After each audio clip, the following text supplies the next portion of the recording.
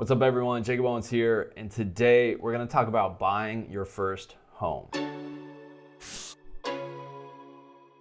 So this is a question that I kind of got a lot from you guys on Instagram, was talk about buying properties or homes, and this question in particular was from Stucky Galaxy, how to approach buying a home.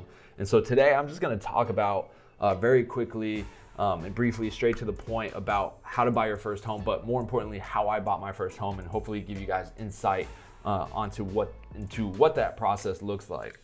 So in 2015, at this point I was 25 years old, and I was looking to buy my first home. I was living in LA, but I was back and forth between Arizona and LA a lot, and so I would always crash at my parents' place.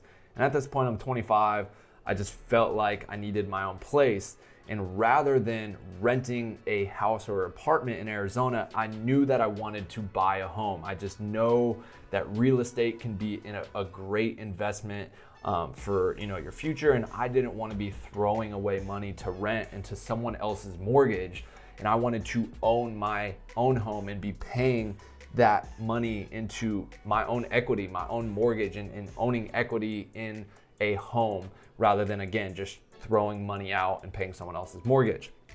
So with that being said, I did a quick house hunt, and funny enough, the very first house I saw on the first day, when I walked in, I knew this was it.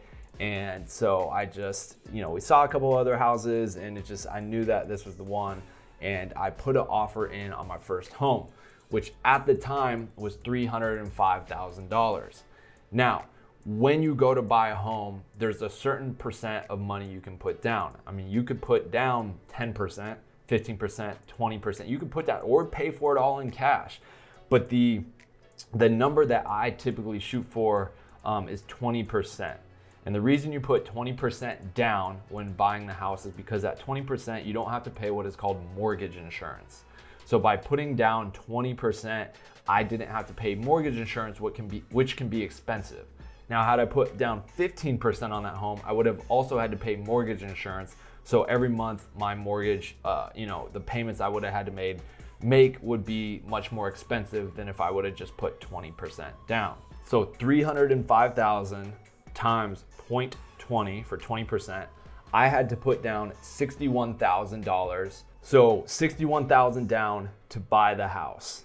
And then past that, as you're buying it, there are other costs that go into it outside of the down payment. You got to get the house appraised, inspected. You have to go through this myriad of, things that when you're buying the house, to make sure the house is worth it. You want to get the house inspected, make sure the foundation isn't crumbling, that you have just, a terrible roof that's going to leak when it rains, that there's all these issues with the house, as well as an appraisal. You want to make sure, hey, if I'm buying this house for $305,000, is it appraising for close to that amount? If the house gets appraised for $250,000, that's not a good buy. And you need to either leave that and don't buy that house and look elsewhere, or try and negotiate the seller down, be like, hey, the house only appraised for this, and that's where you start to negotiate. So those things, getting an appraiser, an inspection, all those things cost money as well. So all in, after the down payment, or the, paying the 20% down of $61,000, plus those, the inspections and the appraisals and other things like that, as well as closing costs, I probably spent a little over $70,000, or right around $70,000, to buy this house. From there, my mortgage payment, I believe, was around $1,500 a month. And I quickly turned it into an Airbnb, because I moved everything in, and I was about to go off to LA for 2-3 months for a bunch of work stuff. And it was right during kind of spring training here in Arizona. And just randomly, my mom gave me the idea to put it up on Airbnb. I put it up on Airbnb, and it just started booking out like crazy. And I started making money on the property as an Airbnb property. Then when I would come back into town, I would stay there.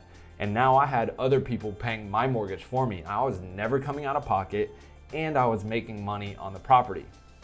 Fast forward 3 years later, I was tired of, dealing with Airbnb and people and whatnot. And there was a bunch of new businesses that I wanted to start and do. And so I actually sold that house because the value of the house had risen so much. Remember, I bought the house for $305,000. it was now, you know, appraised, or the value of the home was looking around anywhere from 370 to 390,000. Homes in that area were selling for that amount. So I just decided to put it on the market and sell it. And as you can see right here, it was sold for $381,000. So if we're gonna go straight off these numbers, it's sold for 381, and I bought it for 305. Essentially, off of the sale of that house, I made $76,500. Now that wasn't all profit, because there were some closing costs that I had to pay to the realtors and the brokerage or whatever. So let's just say I walked out of there with around $70,000 or just under $70,000 in profit. Well, I walked away with more than that because of all the money that I made from the 3 years of it being an Airbnb as well. And I never had to pay my mortgage because other people were paying it. And then when you sell the house, you also get your down payment back. So that 70,000, let's just say 70,000 that I profited from the sale, plus my 61,000 that I got back from my down payment, I walked away with. So that's why I'm such like a big advocate for real estate, you know, and home ownership, property ownership, and why I like to buy and invest in properties and make my money invisible in that way and have it work for me over time, because of the tremendous, you know, return on your investment that you can see and get with real estate. So that was kind of the breakdown, the process of me buying my first property. You can see here, it still has all the old pictures, even from when I had, you know, decorated and was living there. Have the little movie sign, the Arizona pillow. I had this bench from ASU. This is from the ASU football stadium, Cardinals. Had to rep my teams. So it was a nice little home, worked well for Airbnb, served as a great investment property, my first property. Like I said, now I have a myriad of properties. And already, again, Zillow is not the most accurate on their estimates, but as you can see right here, it's already, Zillow is estimating that this house is worth around $450,000 now, which is like a year later after I sold it. I sold it back in the middle of 2019.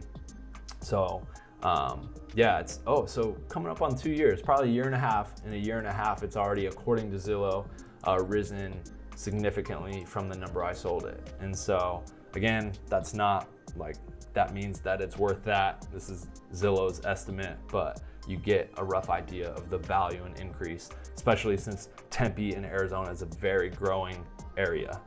So let's recap. The first home that I bought, I put 20% down.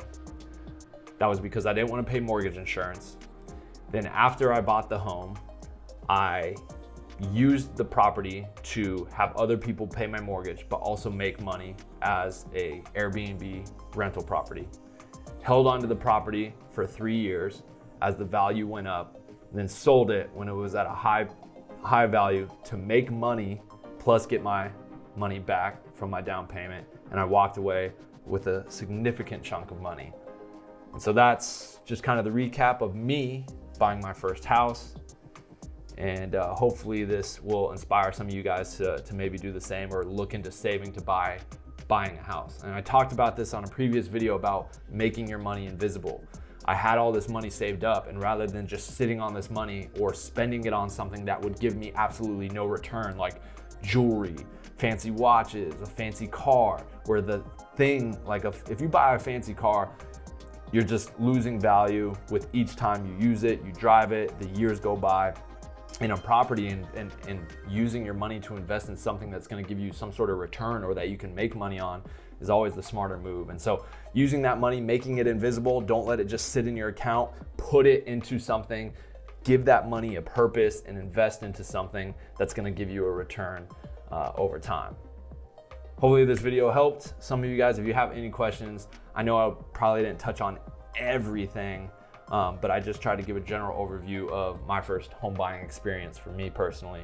So comment below, hit that like button. Appreciate you guys for watching. And I'm Jakob Owens for the Buff Nerds, and I'm out. Peace.